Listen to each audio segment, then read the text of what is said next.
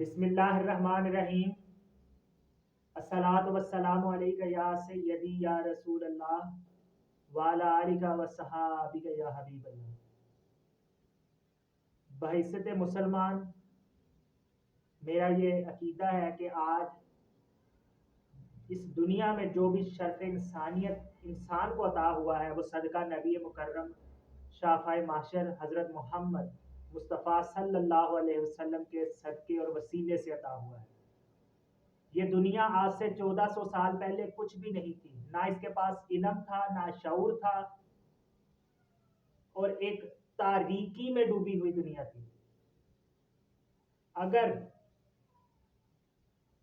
کسی انسان کی تربیت کرنا، اس کو اچھے اخلاق سکھا دینا، اپنی اولاد کی اچھی تربیت کرنا، اس کو تعلیم اور اچھے اخلاق سکھا دینا صدقہ جاریہ ہے۔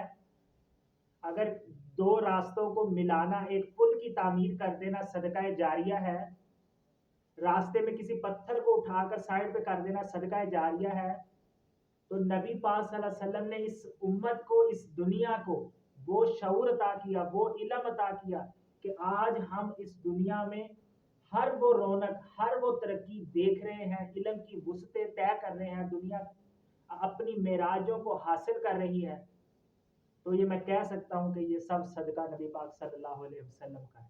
آپ صلی اللہ علیہ وسلم کی بعثت کے صدقے ہی اس دنیا میں یہ چہل قدمی، یہ رونق ہے۔ آج ہم جو لباس پہنتے وہ صدقہ نبی پاک صلی اللہ علیہ وسلم کا ہے، کیونکہ آپ صلی اللہ علیہ وسلم نے ہمیں تربیت فرمائی کہ بحیثیت مسلمان ہم نے کس طرح کا لباس پہننا ہے۔ ہمیں یہ تربیت دی ہے، ہمیں یہ تعلیم دی ہے، اور تعلیم اور تربیت ایک صدقہ جاریہ ہوتا ہے۔